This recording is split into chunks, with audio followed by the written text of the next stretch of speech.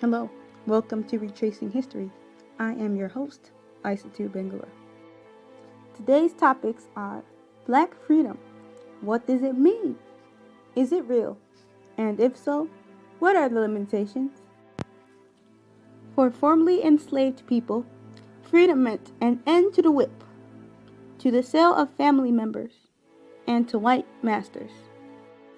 They were released from slavery by legal means, as compared to before when freed by manumission, or granted freedom by their owners or as part of a larger group.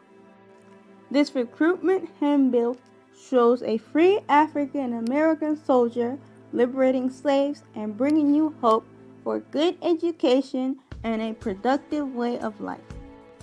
The promise of freedom held out the hope of self-discrimination, educational opportunities, and full rights to citizenship.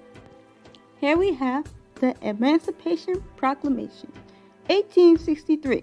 It declared that all slaves in states not under control of the Union, which is the Confederacy, to be free, but it did not end slavery as an institution.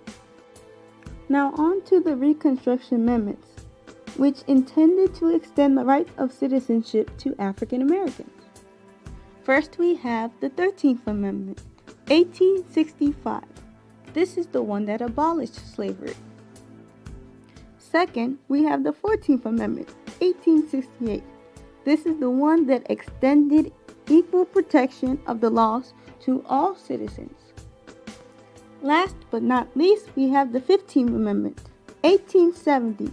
This guaranteed that the right to vote could not be denied on account of race, color, or previous condition of servitude.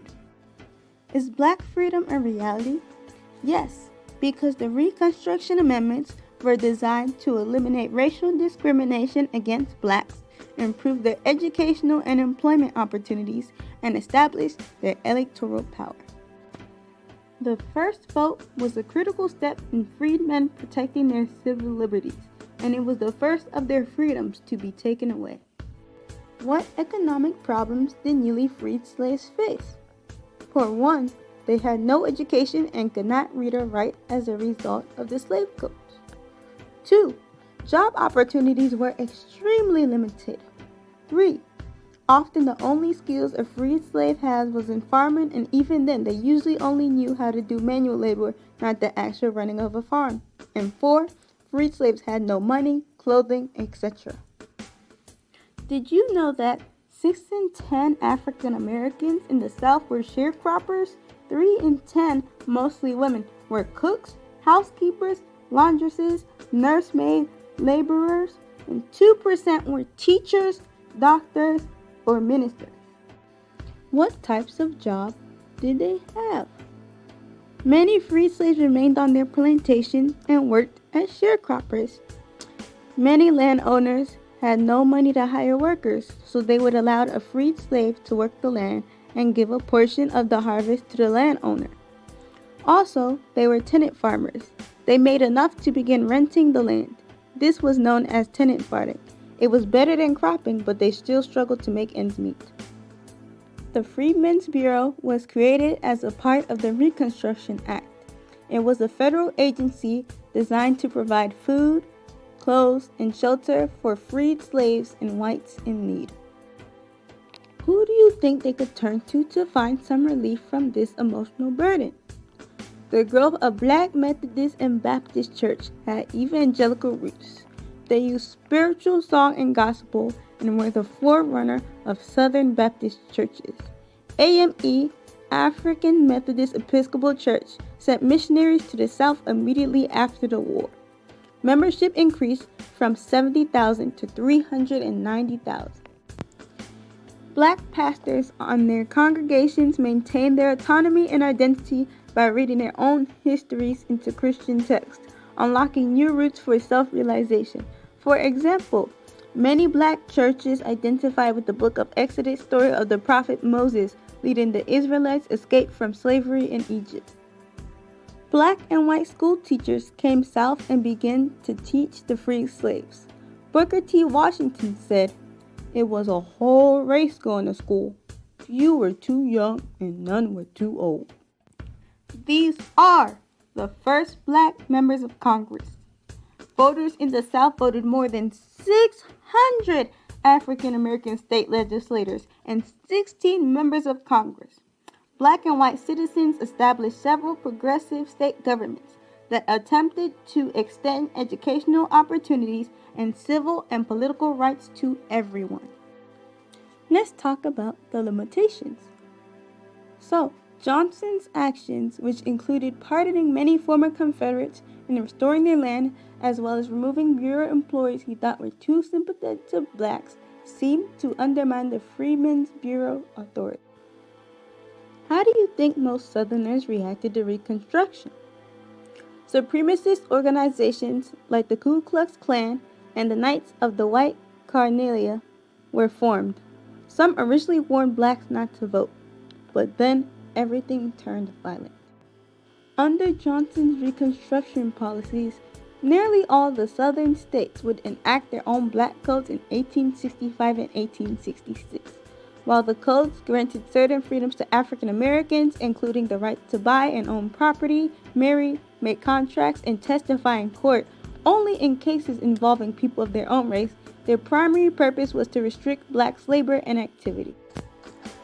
Some states limited the type of property that blacks could own, while virtually all the former Confederate states passed strict vagrancy and labor contract laws, as well as so-called anti-testament measures designed to punish anyone who offered higher wages to a black laborer already under contract. Blacks who broke labor contracts were subject to arrest, beating, and forced labor, and apprenticeship laws forced many minors, either orphans or those whose parents were deemed unable to support them by a judge, into unpaid labor for white planters. Passed by a political system in which blacks effectively had no voice, the black codes were enforced by all-white police and state militia forces, often made up of the Confederate veterans of the Civil War across the South. By 1877, when the last federal troops left the South and Reconstruction drew to a close, blacks had seen little improvement in their economic and social status, and the vigorous efforts of white supremacist forces through the region had undone the political gains they had made. Jim Crow laws were a collection of state and local statutes that legalized racial segregation. Named after an insulting song lyric regarding African Americans, the laws, which existed for about 100 years, from the post-Civil War era until 1968, were meant to return Southern states to an antebellum class structure by marginalizing Black Americans. This group was born in Pulaski, Tennessee in 1865 as a private club for Confederate veterans. It grew into a secret society terrorizing black communities and seeping through white Southern culture, with members of the highest levels of government and in the lowest echelons of criminal back alleys. Some states required separate textbooks for black and white students. New Orleans mandated the segregation of prostitutes according to race. In Atlanta, African Americans in court were given a different Bible from whites to swear on. Marriage and cohabitation between whites and blacks was strictly forbidden in most Southern states. Memphis teacher Ida B. Wells became a prominent activist against Jim Crow laws after refusing to leave a train car designated for whites only. As the conductor forcibly removed her, she bit him on the hand, but a judge ruled in her favor, though that decision was later reversed by a higher court. Charlotte Hawkins Brown was a North Carolina-born, Massachusetts-raised black woman who returned to her birthplace at the age of 17 in 1901 to work as a teacher. After school funding was withdrawn, she found herself fundraising for the school. She became the first black woman to create a black school in North Carolina, and through her education and work became a fierce and vocal opponent of Jim Crow laws. Convinced by Jim Crow laws that black and white people could not live together, ex-slave Isaiah Montgomery created the African-American-only town of Mound Bayou, Mississippi in 1887. He recruited other former slaves to settle in the wilderness with him, clearing the land and forging a settlement that included a school. Mound Bayou still exists and is still nearly 100% black. This is the end of this episode of Retracing History. Thank you for watching, and we'll see you on the next episode.